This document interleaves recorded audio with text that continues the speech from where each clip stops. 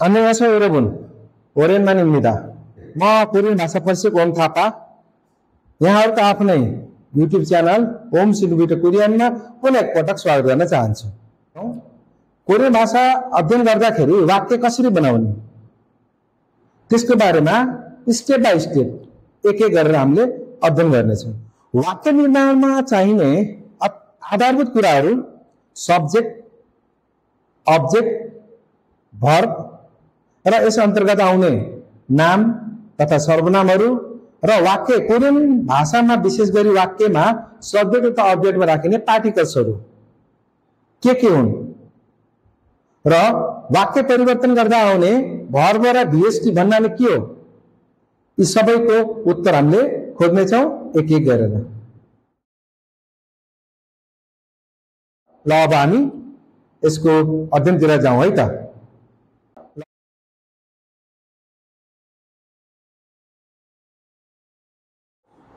सर्वप्रथम हामी यसका केही सैद्धान्तिक कुराहरूको बारेमा छलफल गर्नेछौँ। नेपाली भाषा र कोरियन भाषामा वाक्य निर्माण गर्दाखेरि केही समानता छ, केही भिन्नता छ। सामान्यतया आधारभूत रूपमा भन्ने हो भने नेपालीमा के हुन्छ त, वाक्य बनाउँदाखेरि सर्वप्रथम सब्जेक्ट राख्ने गरिन्छ, त्यसपछि अब्जेक्ट आउँछ र अन्तिममा क्रिया आउने गर्दछ। जबकि अंग्रेजीमा भन्यो भने बीचमा चाहिँ भर्ब क्रियाहरू आउने गर्दछ।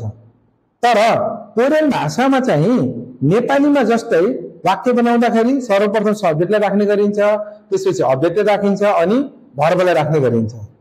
त्यसो भए त्यो सब्जेक्ट भनेको के हो त, आउँ त्यसको बारेमा छलफल गरौँ।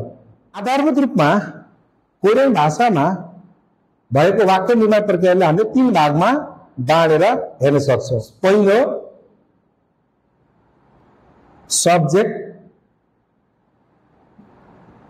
त्यसपछि अब्जेक्ट अनि भर्ब, जसलाई हामीले कर्ता, कर्म र क्रिया पनि भन्न सक्छौँ। कर्ता गरी अर्को हुन्छ फेरि सब्जेक्ट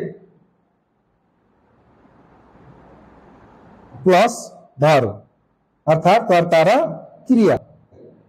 त्यसपछि तेस्रोलाई हामीले राख्न सक्छौँ अब्जेक्ट प्लस भर्ब। यसरी हामीले देख्न सक्छौँ वाक्य निर्माण गर्दै गर्दाखेरि वाक्यमा सब्जेक्ट, अब्जेक्ट र भर्ब आउने गर्दछ। त्यसो भए आज हामीले यी सब्जेक्ट, अब्जेक्ट र भर्बलाई पहिला बुझ्नतिर लागौँ है त।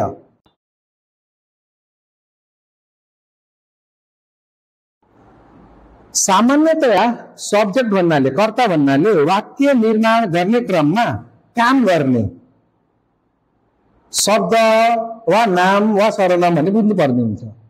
वाक्यमा जुन चाहिँ नाम वा सर्वनामले काम गरेको देखिन्छ उक्त नाम वा सर्वनामलाई हामीले सब्जेक्ट भन्नु पर्दछ।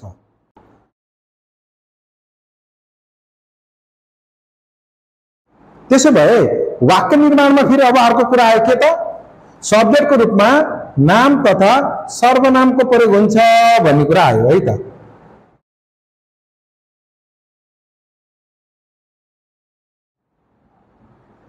सब्जेक्ट जान्नु भन्दा अगाडि त्यसो भए हामीले नाम तथा सर्वनामको बारेमा पनि जानकारी हुनु आवश्यक छ। त्यसो भए अब हामी नाउनको बारेमा अध्ययन गर्नतिर लागौँ।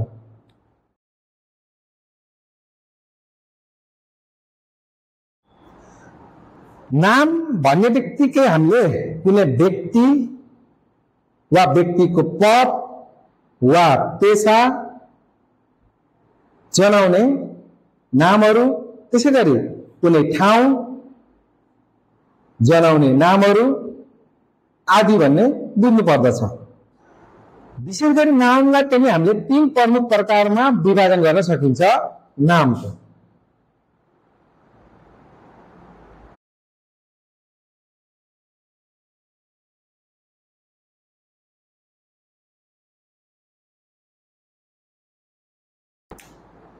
व्यक्तिवाचक नाम, जसलाई पर्सनल नाउन पनि भन्न सक्नुहुन्छ, तिनका नामहरू मैले केही उदाहरण रूपमा मात्र यहाँ भन्ने गरेको छु र यसपछिको तपाईँको भिडियोमा चाहिँ हेर्न सक्नुहुन्छ। यिनका नामहरू मैले लिस्ट बनाएर राखिदिएको छु, त्यसबाट हेर्न सक्नुहुन्छ है त। व्यक्तिको नामहरू जस्तै कोरियन नामहरू भनौँ, किम मिन्सु, वा अहिले हाम्रो पाठमाहरू आउने माधु यी नामहरू वा यिनका पदहरू सनसेङनिम, साजाङनिम आदि पदहरू सम्बन्ध आबजी अमनी यी नामहरू के व्यक्तिवाचक नामहरू बनिन्छ।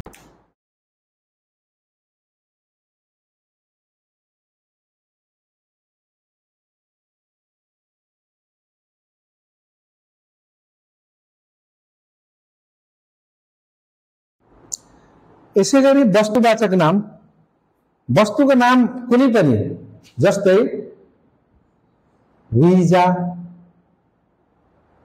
छिलफान, ख्वाइल, खोगी आदि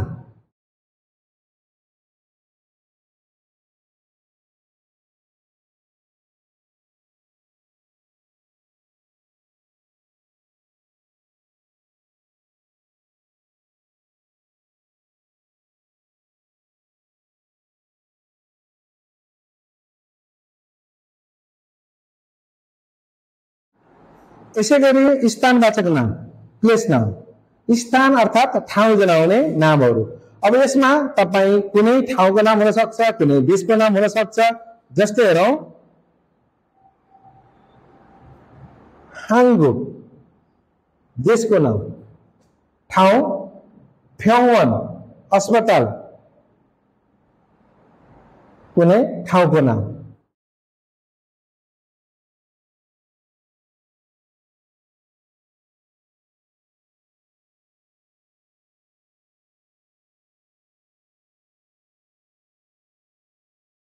सर्वनामहरू प्रसंज्ञाहरूको बारेमा पनि यही नामको आधारमा सर्वनाम के हो, नामको सट्टामा प्रयोग हुने शब्दहरू हुन्। जसरी नाम तीन प्रकारका भए नि सर्वनामहरू पनि तीन प्रकारकै रहन्छन्। अब तिनीहरूलाई एक एक गरेर अध्ययन गरौँ है त।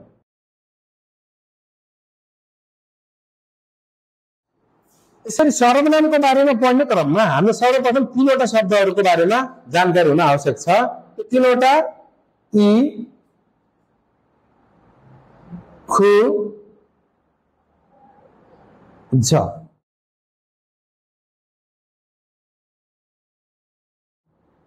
सर्वनाममा यी तीनवटा शब्दको प्रयोग इ, यो, खु, त्यो र छ, उ, त्यो। यसरी वस्तु नजिक छ, व्यक्ति नजिक छ, ठाउँ नजिक छ भने इ बाट जोड्ने र अलि टाढा छ ख सँग जोड्ने, छ दुवैबाट धेरै टाढा छ भने त्यो छ सँग जोडिएर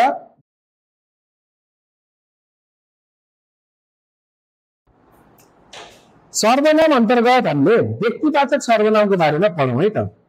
यसलाई सँगै राखौं र अब आज हामीले व्यक्तिवाचक सर्वनाम बारेमा अध्ययन गर्छौं। व्यक्ति जनाउनको लागि दुईवटा शब्द छन् है त। या साराम मान्छे भनेर वा बुन, यो दुई मध्ये कुनै एउटाको प्रयोग गर्न सक्नुहुन्छ। ख्याल गर्नुहोस्, बुन जोड्नु भयो भने उक्त सर्वनाम आदरार्थी बन्छ र साराम जोड्नु भयो भने त्यो सर्वनाम खाली सामान्य बन्छ। अब यसमा कसरी सर्वनाम बन्छ त हेरौँ है त। इ साराम, यो मान्छे, यो नजिकमा छ, बोल्ने व्यक्तिको सुन्ने व्यक्तिको। त्यसैगरी खु साराम, बोल्ने व्यक्तिदेखि टाढा छ, सुन्ने व्यक्तिको नजिक छ। र छ साराम, उ त्यो मान्छे भनेको बोल्ने र सुन्ने दुवैदेखि टाढा भएको मान्छे। छ साराम, यसरी यो मान्छे, त्यो मान्छे, उ त्यो मान्छे। त्यसैगरी मान्छेको सन्दर्भमा हामीले आदरार्थी रूप पनि प्रयोग गरिने भएको भएर अब त्यो आदरार्थी बनाउँदाखेरि हामीले के गरिन्छ बुनको प्रयोग गरिन्छ ई बुन अर्थात वहाँ ख बुन यो पनि वहाँ तर अलिकति टाढाको र छ बुन ऊ वहाँ यसरी आदरार्थी रूपमा बुन र सामान्य रूपमा सारांश प्रयोग गरेर हामीले व्यक्तिवाचक सर्वनाम प्रयोग गर्न सक्छौं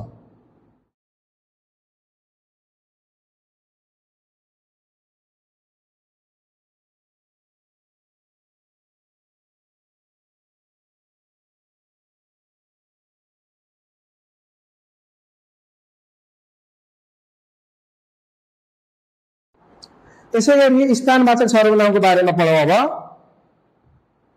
स्थानवाचक सर्वनाम अर्थात स्थानवाचक सर्वनाम भन्नाले ती सर्वनामहरू जसले ठाउँको स्थानको संकेत गर्दछ ती स्थानहरू भित्र बाहिर अगाडि पछाडि वा निश्चित कुनै स्थान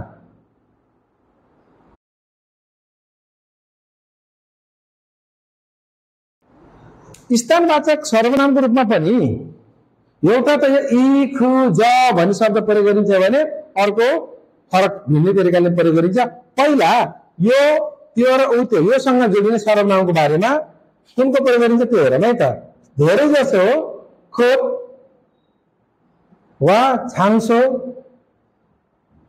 वा खोङ्गान यी मध्ये कुनै एउटाको प्रयोग गर्न सक्नुहुन्छ है त यी तीनवटाले अर्थ के दिन्छ त ठाउँ भन्ने अर्थ दिएको हुन्छ अर्थात यसलाई हेरौं ई को ई छाङसो ई खोङ्गान यसले के दियो तीनवटाले यो ठाउँ भन्ने अर्थ दियो त्यसैगरी खु कोट त्यो ठाउँ खु छाङसो यानी त्यो ठाउँ खु खोङ्गान यो पनि त्यो ठाउँ त्यसैगरी छ खोट ऊ त्यो ठाउँ परको ठाउँ छ छाङसो अलि परको ठाउँ पनि खु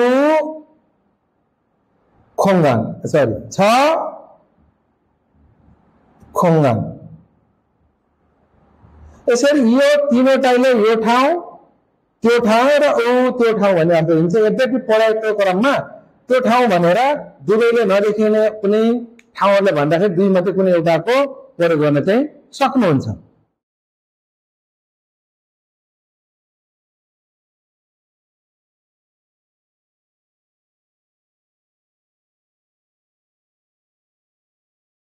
स्थानवाचक शब्दमा अझै सबैभन्दा बढी प्रयोग गर्ने सर्वनाममा कुन छ त यगी जुन यहाँ भन्दा प्रयोग गरिन्छ त्यसपछि खगी त्यहाँ भन्दा प्रयोग गरिन्छ र छगी ऊ त्यहाँ भन्दा प्रयोग गरिन्छ यो चाहिँ बढी जसो प्रयोग गर्ने गरिन्छ स्थानवाचक सर्वनामको सन्दर्भमा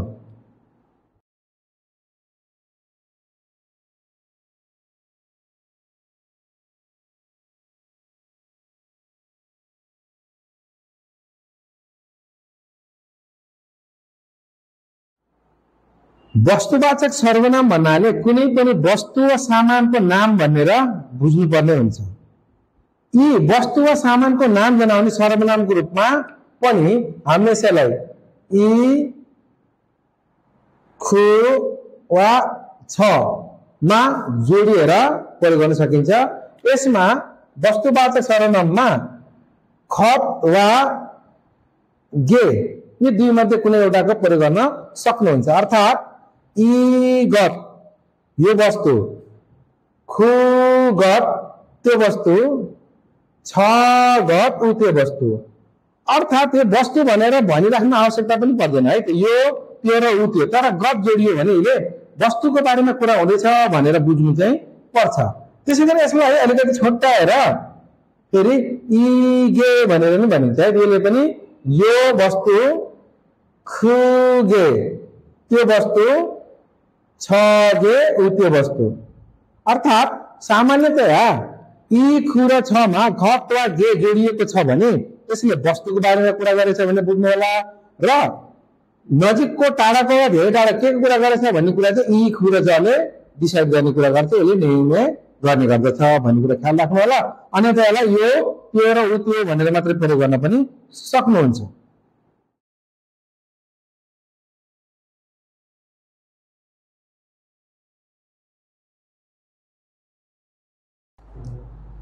त्यसैले हामीले आज चाहिँ वाक्य बनाउँदाखेरि आउने सब्जेक्ट र उक्त सब्जेक्टमा प्रयोग हुने नाम वा सर्वनामको बारेमा अध्ययन गरौँ नामको सन्दर्भमा कुरा गर्दै गर्दाखेरि नामहरू तीन प्रकारका व्यक्तिवाचक वस्तुवाचक र स्थानवाचक नामहरू हुने गर्दछन् त्यसैगरी सर्वनाम पनि त्यसैमा आधारित रहेर व्यक्तिवाचक वस्तुवाचक र स्थानवाचक हुने गर्दछन् सर्वनामको सन्दर्भमा हामीले केही पनि बुझ्यौँ भने यी खु र ज प्रायः चाहिँ सबै खाली सर्वनाममा प्रयोग हुन्छ यो तीनवटा शब्दले वस्तु व्यक्ति वा स्थान नजिक छ कि टाढा छ भन्ने कुरा जानकारी पाइन्छ यहाँ ख्याल राख्नुपर्ने कुराहरू यो नाम र सर्वनामहरू अब्जेक्टको रूपमा पनि प्रयोग हुन्छ भन्ने कुरालाई ध्यान दिनु होला जुन व्यक्ति वस्तु र स्थान जनाउने नाम वा सर्वनामहरू सब्जेक्टको रूपमा प्रयोग गर्ने गरिन्छ तीनै नाम सर्वनामहरूलाई हामीले अब्जेक्टको रूपमा पनि प्रयोग गर्ने गरिन्छ यसरी सब्जेक्ट हो कि अब्जेक्ट अब हामीले कसरी थाहा पाउने त त्यसको बारेमा विस्तृत रूपमा अध्ययन हामी